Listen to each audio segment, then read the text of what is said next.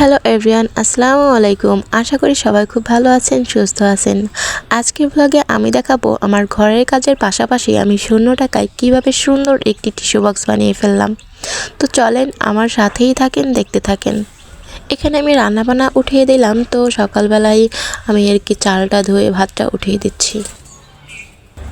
এরপর যেহেতু ডাল রান্না করব তাই আর কি ডালটাও একপাশে উঠিয়ে দিলাম। তারপর অন্য কাজবাজ সেরে নিচ্ছি। তো এখানে আমি টমেটো, তারপর বেগুন এগুলো সব কিছু ধুয়ে নিচ্ছি, মাছটাও ছাড়িয়ে নিচ্ছি।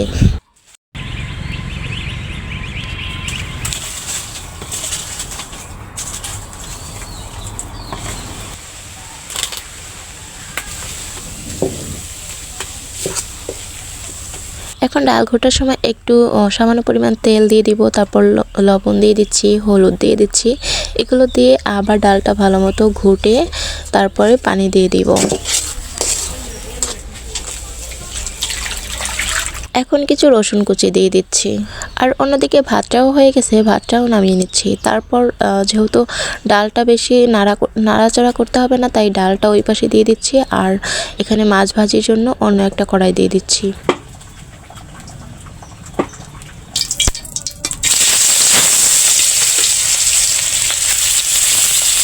তো এখন মাছটা ভাজা হয়ে গেছে, আমি মাছটা নামিয়ে নিচ্ছি।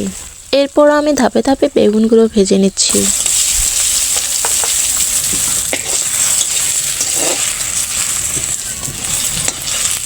তো আজকে বেগুনটা মরিচ পেঁয়াজ দিয়ে শুধু মানে শুকনো করে ভাজা হবে, যার জন্য এখন আমি মরিচ পেঁয়াজের সাথে বেগুনটা ভেজে নিলাম।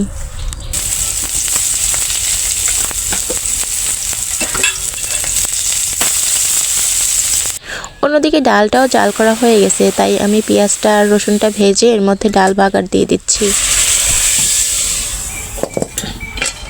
এরপর আমি মাছের ডিমগুলো ভেজে নিব। তো এখানে তেলের মধ্যে মাছের ডিমগুলো ছেড়ে দিচ্ছি, তারপর লবণ আর হলুদ দিয়ে ভালোভাবে নেড়েচেড়ে ঝুরঝুরি করে দিচ্ছি। তারপর হালকা যখন ভাজা হয়ে গেছে এর মধ্যে আমি পেঁয়াজ আর কাঁচামরিচ দিয়ে আরও ভালোভাবে মিশিয়ে দিচ্ছি। তাতে হবে কি একসাথে ভাজাটা হয়ে যাবে।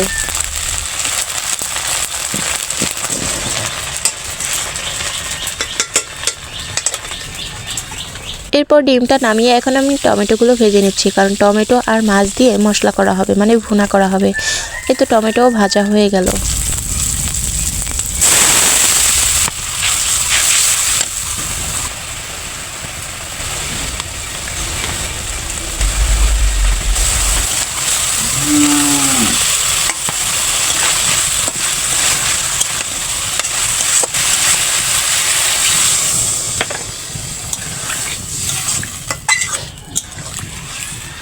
এই তো এখানে আমার রান্না বান্না শেষ। এখানে ডাল, তারপর এখানে বেগুন ভাজি, তারপর এখানে ডিম ভাজিটা, আর এখানে সেই মাছ মশলাটা, মানে মাছ ভুনাটা। তো এরপর আমি খাবারটা খেয়ে নিয়েছি। আর আপনাদের সাথে একটা কথা বলতে চাই, আমার ভিডিওটি যারা ক্লিক করছেন, যদি একটুও ভালো লেগে থাকে তাহলে ভিডিওতে একটি লাইক করতে ভুলবেন না। আর কোনো বিশেষ অংশ পছন্দ হলে সেই পছন্দের কথাটা আমাকে কমেন্ট করে লিখে জানাবেন, তাহলে আমার বেশ ভালো লাগবে আর ভিডিও করার উৎসাহটা আরও বেড়ে যাবে। যাই হোক, এই তো আমার কাজবাজ শেষ হয়ে গেছে। আর এখানে আপনাদের কিছু জিনিস দেখাই, দেখেন এই গোলাপ ফুল গাছটা এত সুন্দর ফুল ধরছে, মানে খুব ভালো লাগে এসব দেখতে পেলে। কারণ এই গাছগুলো আমাদের নিজেদের হাতে লাগানো, আর নিজেদের কষ্টের কিছু হলে সেই জিনিসটার উপর আরও বেশি মায়া লাগে। এখানে দেখেন একটা তেজপাতা গাছ, পুরো তেজের মতো এত সুন্দর পাতা বের হচ্ছে, যেটা দেখতেই ভীষণ ভালো লাগছে। এরপর আমি চলে যাব একটা বিশেষ কাজে, যেটা আপনারা প্রথমে দেখতে পাচ্ছেন, একটা মানে শূন্য টাকায় একটা টিস্যু বক্স বানিয়ে ফেলবো। তো এখানে আপনারা দেখতে থাকেন আর সাথেই থাকেন কিভাবে আমি বক্সটা বানিয়ে ফেলি। এখানে আমাদের ঘরে একটা ফেলানো আর কি কার্টুন ছিল, যেটা দিয়ে আর কি আমি আজকে এই টিস্যু বক্সটা বানাবো। তো এখানে আমি কার্টুনটা আর কি আগে সাইজ মতো কেটে নিচ্ছি। তো এই কাটারগুলো যাদের কাছে না থাকে আপনারা যে কোনো কিছু দিয়েই কেটে নিতে পারেন।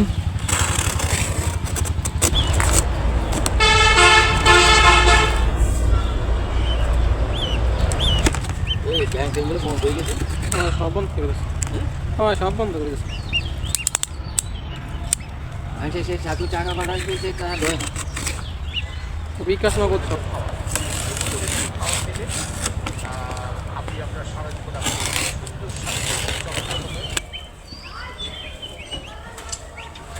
এখানে আমি দেখেন টিস্যুর যে বক্সের একটা ফাঁকা অংশ থাকে যেখান দিয়ে টিস্যু বের করা হয়, সেইটা আর কি সুন্দর মতো দাগ কেটে তারপর কি কেটে নিব, যেটা আপনারা দেখলেই বুঝতে পারতেছেন।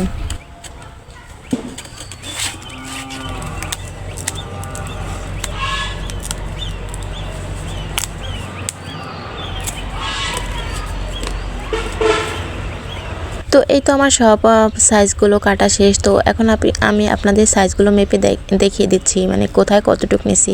তো এই লম্বাভাবে আমি নিছি 9 ইঞ্চি, আর এই যে প্রস্থ সেটা নিছি আর কি 5 ইঞ্চি, একদম দেখেন 5 ইঞ্চি নিছি।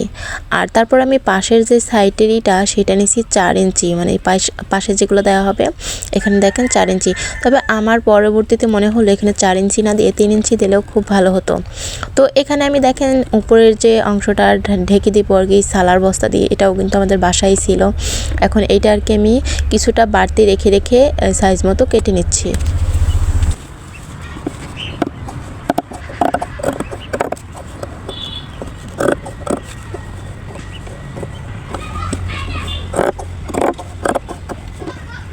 তো এখানে আমি কার্টনের যে সাইজগুলো এখানে আর কি এরকম আঠা দিয়ে তারপর সালাটা এরকম মুড়িয়ে দিব।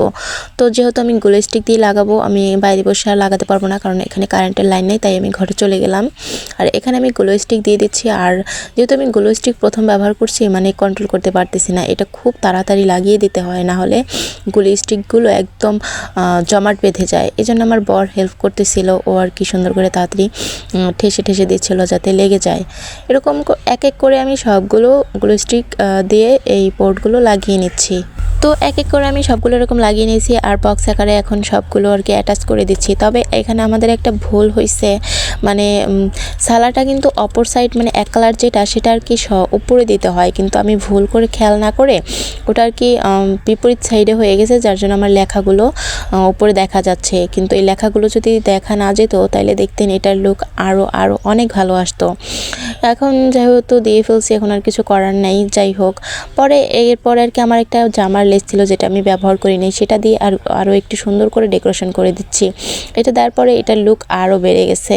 তো যাই হোক, এইখানে আমার সব কিছুই ঘরে ছিল, আপনারাও যা আছে সেটা দিয়ে আপনারা করতে পারেন। দেখবেন একটা জিনিসের লুক নিজে তৈরি করলে অন্যরকম লাগে। তো এখানে দেখেন আমি টিস্যু রেখে আপনাদের দেখিয়ে দিচ্ছি কি সুন্দর।